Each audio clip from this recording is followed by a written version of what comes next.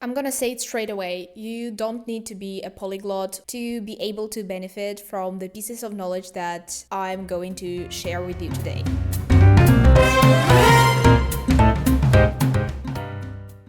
So I was actually going to film a very different topic today, but I finally realized that it's no use to go against the flow when it comes to creative work. So we are going to be talking about a different thing today, which is probably good news for you because it's the topic that I realized you were interested in. You don't need to be a polyglot you don't need to be anyone in particular to be able to benefit from the pieces of knowledge that I'm going to share with you today. When I say that I work with many languages, people might assume that I work as a translator or an interpreter and that I know like 5 to 10 languages, both of which is wrong. Just to say it right away, I do consider myself a smart kid, but definitely not to the point to be a fluent speaker of 44 languages. I'm not that delusional. What I actually do is a little bit far from the language learning process itself, but my job gave me some useful insights into what languages are made of. So my job basically requires me to spend hours listening to the same things just in different languages, as well as go through hundreds of scripts of the same things, but in different languages. I'm going to give you a hint. It's a quality assurance type of work, but I'm not going to give you any more details right now. However, if you have any ideas what this job might be, you can share it in the comments.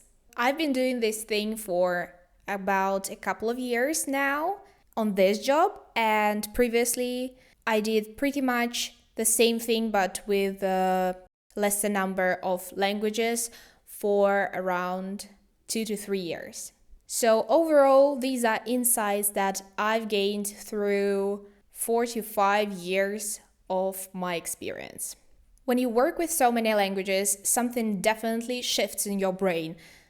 Probably that's what thwarting the onset of dementia feels like. Jokes aside, I'm going to leave a link in the description on a study on the connection between bilingualism and the delay of Alzheimer's disease symptoms. Yeah, so with that in mind, let's dive in. Let's look at why you may need this information in the first place. And there is actually a big practical why. Because it's something that you may need in your daily situations, from, reading an instruction for, curling the hair on your legs type of device you somehow accidentally ordered from Amazon, or, just go into another country. Because while learning a certain language is definitely a more profound approach, it's not going to be that practical for, a random instruction for a kitchen device or a 2-day layover in a country that you are not going to visit once again in a while. So let's look at the information itself.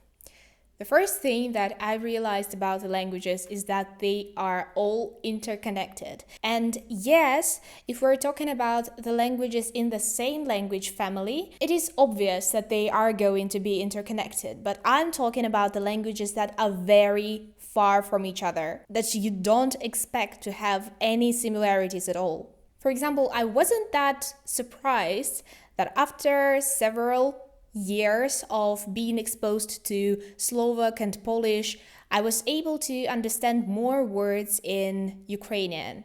However, I was kinda confused when I realized that I can understand Hungarian much better after being exposed to French and Serbian. Those are very different languages. If you look at the language family tree, I'm going to add the picture here, weren't supposed to be connected like at all, but here we are. And the second point can be kind of derived from the previous one, and that is a piece of good news. The progress in understanding a larger number of languages simply by combining the knowledge of some separate aspects in each of these languages is going at an exponential rate. In simple terms, the more languages you learn, the easier it is to learn the next one. The third thing is, I think, the most useful one, because based on that, you can definitely shift something in your approach to language learning. It is the fact that your brain never switches off the speech recognition feature. For a certain period of time, I couldn't understand why I feel so drained after spending like an hour just watching some cartoons. The only thing was that they were in a language that I didn't understand. So what was happening actually is that my brain was trying to understand separate words, was trying to figure out the meaning of the sentences, was trying to build this knowledge when I consciously wasn't trying to do that. It's strange, but that's how our brain works. So it means that the idea of passive learning is working. So simply exposing yourself to the news in a different language, or watching a film that you know but in a different language, is going to work and is going to cut the time on active learning. Just the idea of incorporating more passive learning into your daily life is going to make some difference. And that's what I was trying to say. Another tip is a little bit controversial, but I'm going to say it anyway. You have to optimize your language learning. Well, if you are brought up in a monolingual culture, simply speaking 2 or 3 languages is already a huge achievement, and being able to speak even more languages is a far wilder achievement.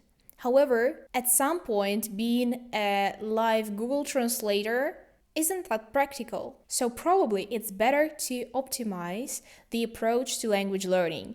If you understand that you have a solid reason for learning a language, like learning it for work, learning for family connection, or for studying, whatever, if it is a solid reason to learn a language, then do it.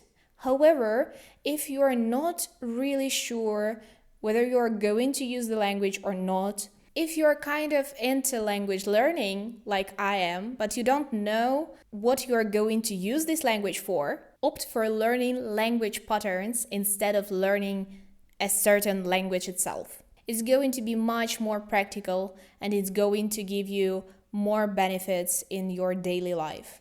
And since I mentioned language learning patterns, let me give you a head start. Here I'm going to list the first things that are crucial in any language.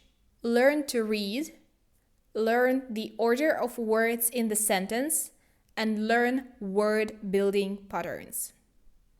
It sounds like too profound, because usually these are not the first things, apart from reading, that people learn in a language. However, let me tell you, it's much easier than to blindly remember a bunch of vocab.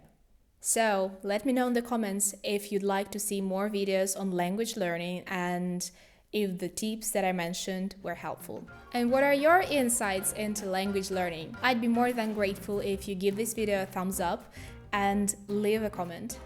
And I'll see you in my next videos.